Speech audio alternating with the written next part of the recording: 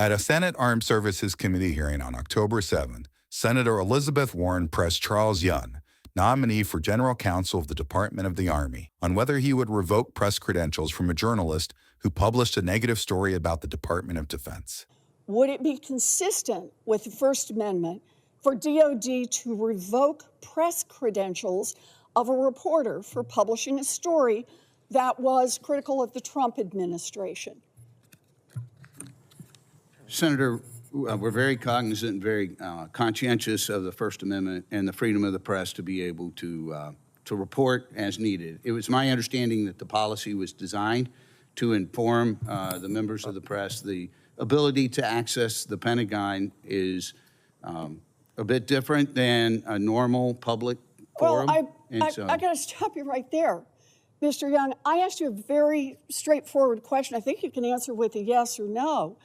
And that is it consistent with the First Amendment for DoD to revoke press credentials of a reporter just because the reporter published a story that was critical of President Trump? That should be an easy one for a lawyer who has served as you have for many years. Yes, Senator, I would say it would be consistent with the First Amendment if the basis was that the person published information that was not otherwise approved for release by the Department of Defense. They could still be critical. We're not getting into their content, Senator. Well, are you telling me that the new regime is that Secretary Hegseth will decide what has been released and that reporters can only talk about what the Secretary releases? That's no, Senator, I'm not. The First Amendment? No, Senator, I'm not saying that. Well, then let me ask my question one more time.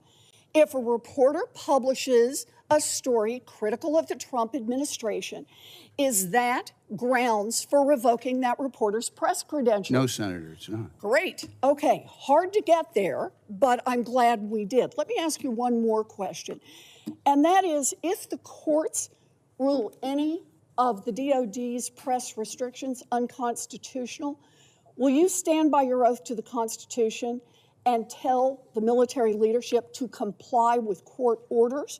Or is your plan to bend the knee to Donald Trump and Pete Hegseth? Certainly would advise to comply with court orders. Okay. For more congressional news, stay tuned to Congress Clips, and thanks for watching.